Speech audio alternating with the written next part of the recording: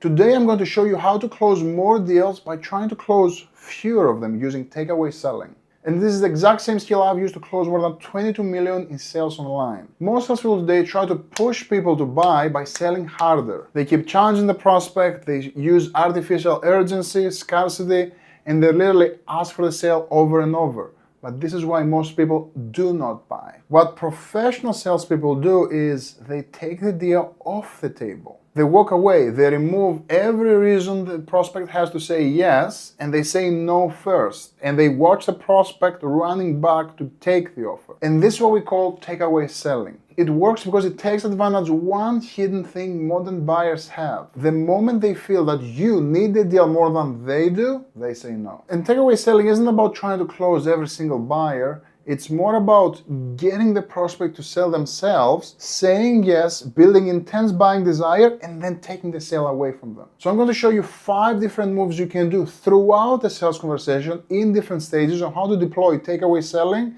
that will literally, if you do them the right way, double your closing rates. Move number 1 is the profile frame. And we will run this move before you pitch anything, because this is where most salespeople fail. Like, they pitch first and then they start trying to qualify later. They explain the offer and then they check if the prospect can afford it. But then it's too late, because the prospect now, if they know your price, they have all the leverage that they need and they can walk away. They don't need you. But what professional salespeople do, qualify first, set criteria for the buyer, and get them to step up to our frame. They're saying things like, right now we're looking to work with people who fit X and Y and Z criteria.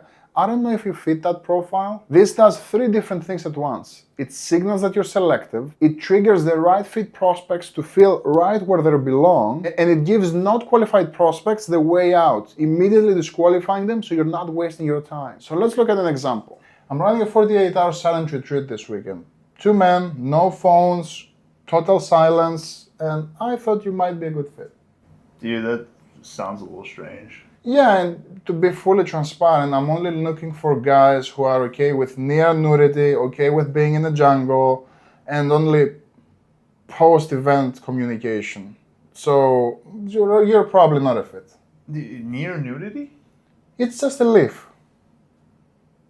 Move number 2 is permission to leave. In permission to leave, we will run this early in the conversation, usually within the first 2 minutes. Because a lot of the prospects you will come across are more submissive, weak personalities. Then the reason they won't say yes to you won't be the pitch, it will be social pressure. They literally feel too pressured to make a decision. They literally feel rude saying no to you. So they just say, let me think about it.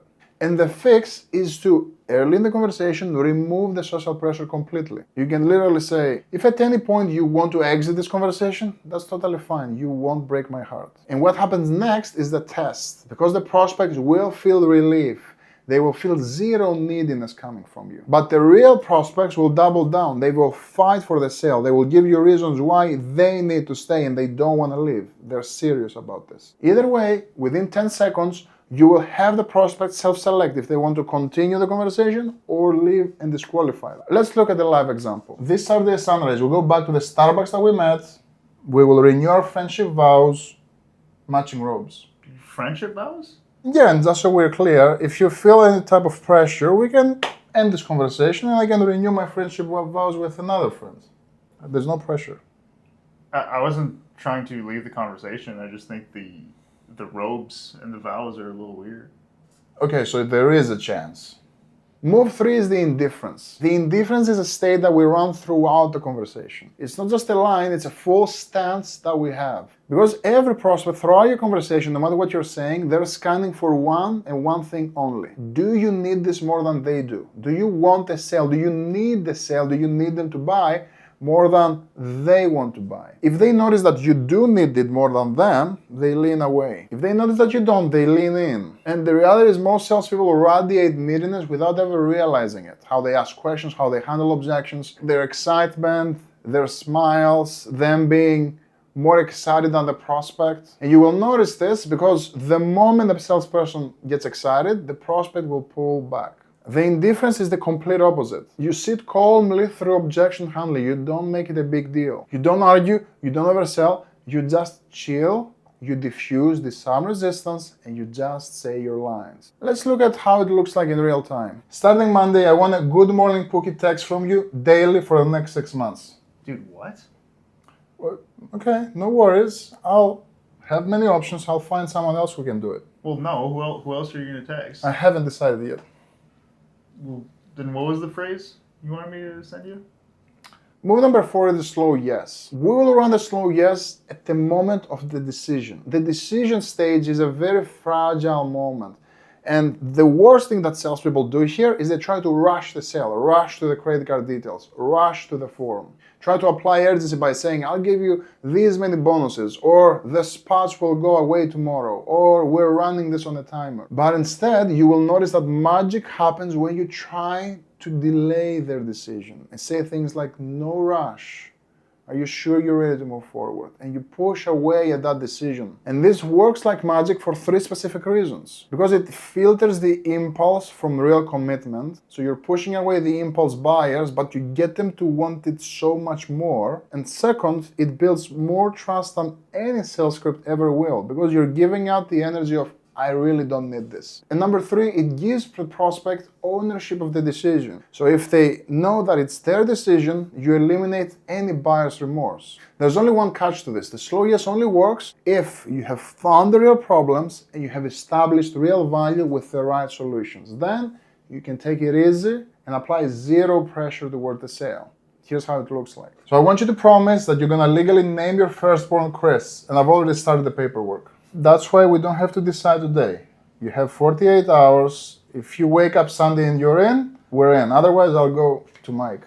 Dude, I've never said that I was in. Yeah, and that's exactly what someone who would make an impulsive decision would say. That's why we should slow it down, take 48 hours, think about it. Move 5 is the diffuse and pause. We will run this move when things get tense. It's situational. We have to realize that when there's tension in a sales call, there's no need to panic. Instead of panicking, instead of asking every question, instead of being jumpy whenever you don't know what to say, you diffuse and you step away. You say things like, it seems that this is getting tense, and that's on me. I probably said something I shouldn't have. Let's pause this here and let's circle back to this conversation when it's appropriate. And now watch what happens. The prospect was bracing for resistance. They were ready to have an argument with you. But all that resistance goes away because you're not up for a fight. You show them that you really don't need this conversation. Because that conflict had a specific target, you, but now the target is gone, there is no conflict because you're immediately exiting the conversation. And that's the Achilles heel for most salespeople because their ego wants to win. And this is what they resist the most because moving away feels like a loss, but it really isn't. Because now you get the prospect to fight to keep you in. Let's look at a live example. One last thing, I drafted a carousel post to post on your Instagram account about me. It's nothing major, like 10 pictures, 4 paragraph captions, pretty straightforward. My soul brother, my mirror, my chosen family. Dude, Why did you write this from my perspective? I can tell this is getting tense, so that's on me. Let's just pause it here. Pause what? I'll just send you the Google Drive link, just in case. You have to realize by now, modern buyers are sophisticated. They have been sold to thousands and thousands of times. And they can feel the pressure without you even saying a word, from your body language, from how you show up. So the only people who will still close at high closing rates and they will make the top money are the people who aren't trying to close. And we do this with these 5 moves using takeaway selling. If you enjoyed this video, make sure you like, subscribe, and I'll see you in the next one.